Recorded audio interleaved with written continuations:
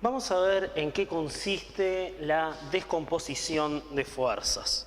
Entonces, vamos a arrancar directamente con un ejemplo. Vamos a imaginarnos que tenemos una fuerza que le voy a llamar F1, que es una fuerza que, vamos a hacer acá la horizontal, tiene un ángulo de 30 grados con la horizontal y el módulo de F1 es de 5 newtons.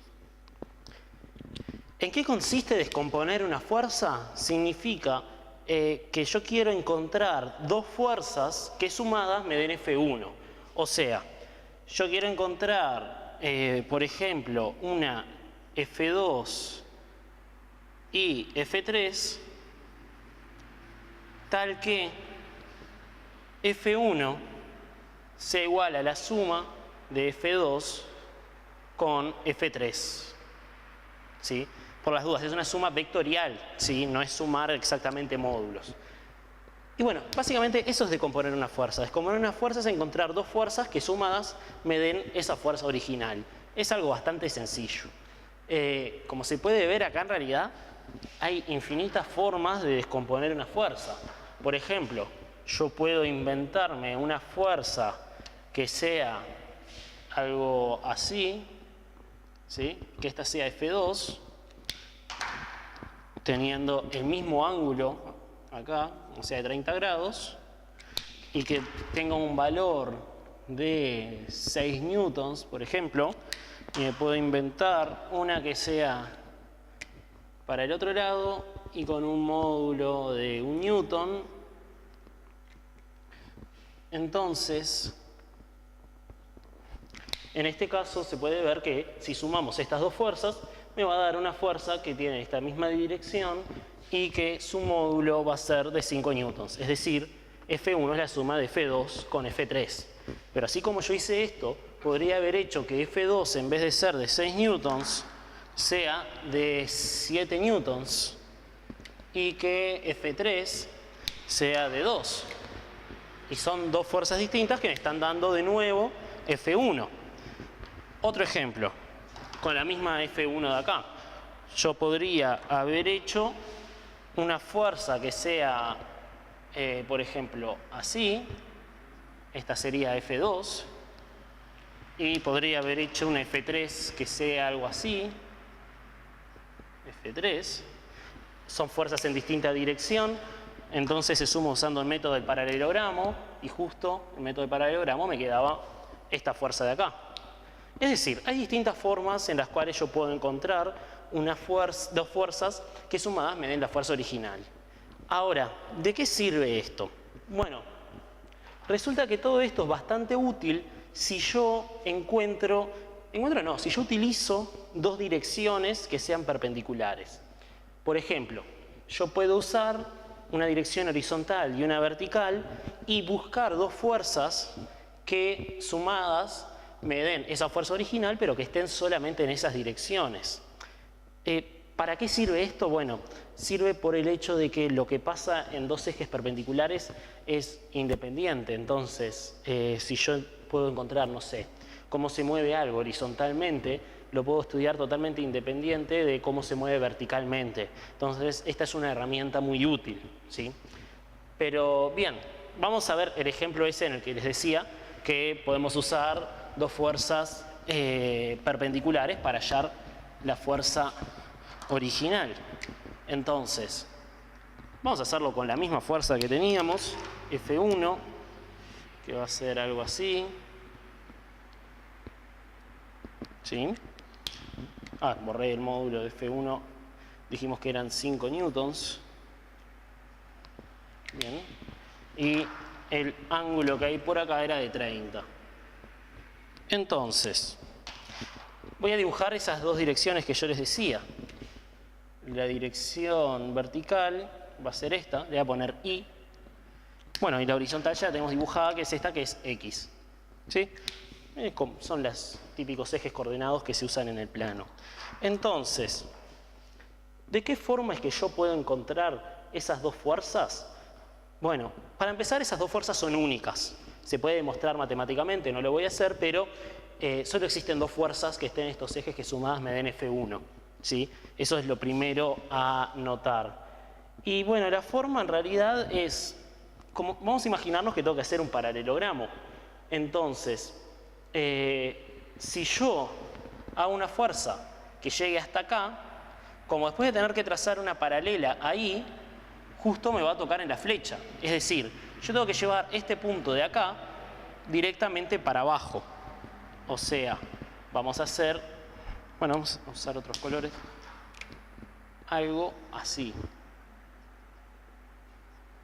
Esta va a ser F2.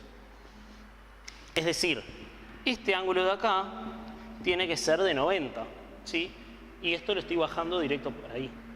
Y bueno, para F3 va a ser lo mismo. Para F3 vamos a llevar esto que tenemos acá directamente así y nos queda algo así. ¿Sí? Con ángulos de 90. Esta es la forma de descomponer una fuerza en dos ejes perpendiculares. Bueno, voy a cambiarle los nombres. En vez de F2, o sea, voy a decir que esto es F en vez de F1. Y en vez de F2 y 3, le voy a poner F sub X y F sub Y. Porque, bueno, como está en el eje X, es una notación que queda bastante amigable.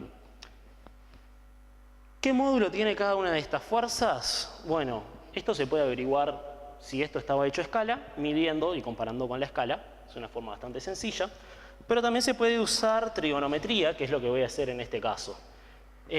Acá tenemos un triángulo rectángulo, porque este ángulo es de 90. Entonces, tenemos que F es la hipotenusa, y con el ángulo de 30, F sub X es el cateto adyacente. Entonces, vamos a decir que coseno de 30 es igual a el cateto adyacente, que es Fx, dividido F. O sea, que Fx es igual a F por coseno de 30. Bien. Aparte, coseno de 30 es... un medio. Esperen que confirmo en la calculadora. Coseno de 30, perdón, es raíz de 3/4, nada que ver. Entonces, coseno de 30 por 5, que era lo que valía el otro, nos da que esto vale 4,33. Voy a anotar acá. O sea que Fx, en este caso, es 4,33 newtons. El que era un medio es el seno de 30, el R. Bien, entonces, vamos a usar ahora sí el seno, porque tenemos que el cateto opuesto es Fi. Entonces, seno de 30 es seno de 30 grados va a ser Fi dividido F. Por lo tanto, Fi es F por seno de 30 grados. Y como seno de 30 es un medio, Fi va a ser 2,5 newtons. Perdonen que le erré con las cosas de trigonometría. Hace unos cuantos meses que no uso ni un seno ni un coseno y ya tengo la cabeza un poco trancadita. Bien, tenemos entonces esto por acá. Y bueno, es una forma analítica de hallar las dos fuerzas de la descomposición. Vamos ahora a aplicar todo esto a un ejercicio y bueno, esto se puede en realidad complicar bastante, depende de, bueno, obviamente el ejercicio, pero vamos a hacer uno ya un poco complicadito. Vamos a ver un ejercicio en el cual tenemos una persona que está empujando un mueble en una superficie que está inclinada a 30 grados. ¿Sí? La persona está empujando ese mueble mediante una cuerda. Disculpen, no, le erré la letra. Perdón, nada que ver. Tenemos una persona que está empujando un mueble con una cuerda y lo está haciendo con... Vamos a hacer que esta es la tensión. Ahora sí, con una inclinación de 30 grados. Le había errado, perdón. Bien. Nos dice la letra también que la masa del mueble es de 15 kilogramos, bastante livianito en realidad, como para estarlo llevando con una cuerda. Y nos dice que el valor de la tensión es de 100 newtons.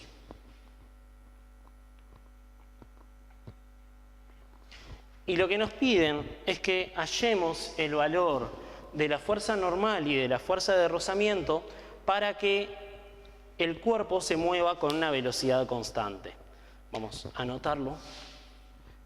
La normal y rozamiento para que la velocidad sea constante. Entonces, vamos a arrancar. Lo primero que tenemos que saber acá es qué significa que la velocidad sea constante. Bien, si la velocidad es constante, por la primera ley de Newton, podemos decir que la fuerza neta tiene que ser nula. ¿Sí? Entonces, ¿qué es lo que vamos a hacer?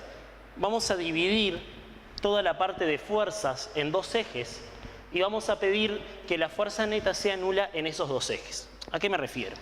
Nosotros acá tenemos una fuerza peso, tenemos una fuerza normal y tenemos una fuerza de rozamiento.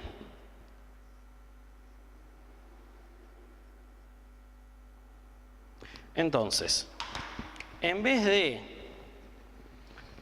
empezar a ver con todas las fuerzas qué es lo que tiene que pasar, vamos a decir, bueno, vamos a descomponer esta tensión en dos fuerzas, que va a ser una acá, le vamos a llamar Tx, y otra acá, que va a ser Ti.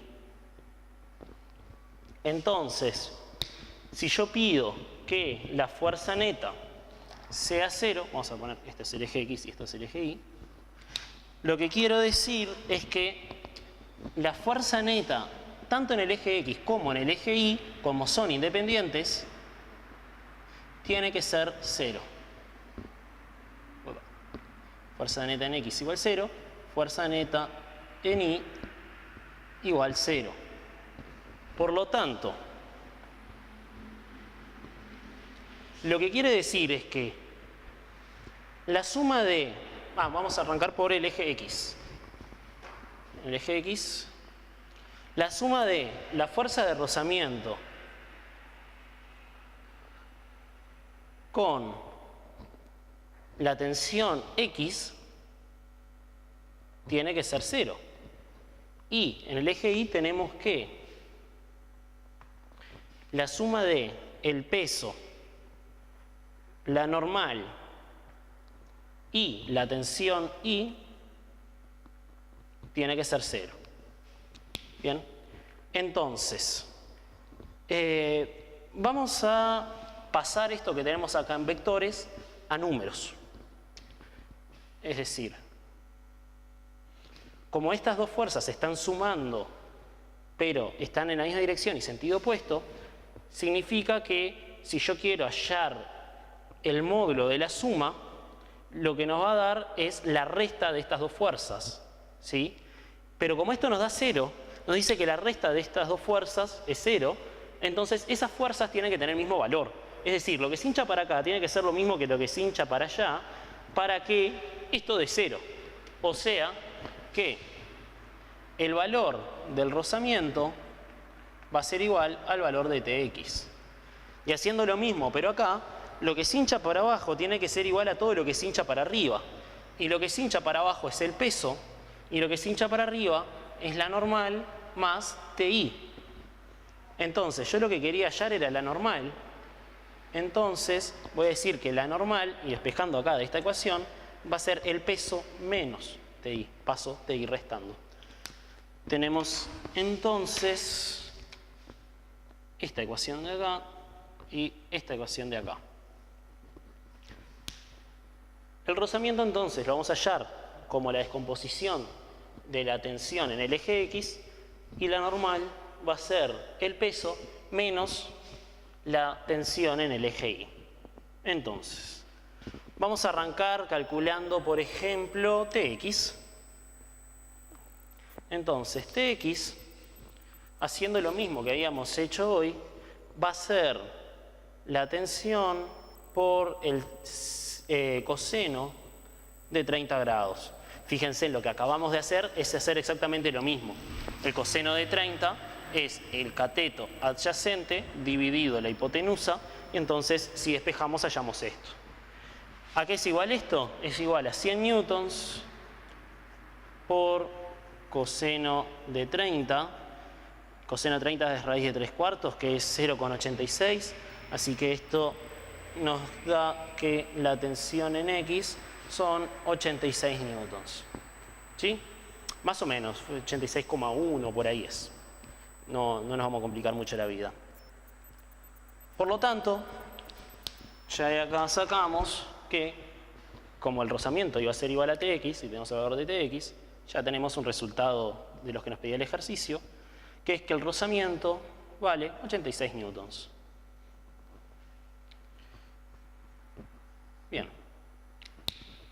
Vamos ahora a ver la normal.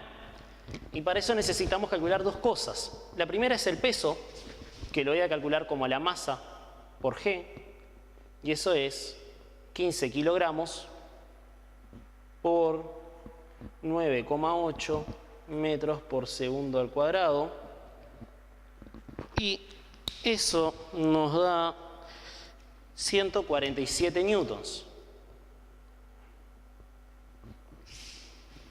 Por otro lado, TI, usando el mismo razonamiento que hoy, va a ser la tensión por seno de 30 grados. Seno de 30 es un medio, entonces si la tensión es 100, la tensión I nos va a dar 50 newtons. Y ahora sí, usando estas dos cosas, tenemos que la normal va a ser el peso, que es 147 newtons, menos TI, que son 50 newtons. O sea que la normal nos da 97 newtons. Muy bien. Y está. ¿Qué es lo que pudimos hacer con esto de la decomposición de fuerzas?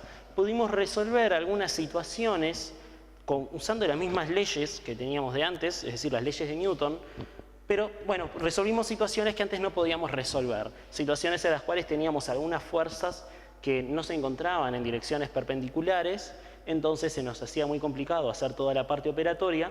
Bueno, ahora todo lo podemos simplificar a ejes perpendiculares en los cuales podemos resolver para cada uno toda la situación y se convierten en problemas muy similares, ¿sí? Pero que son parte del mismo problema.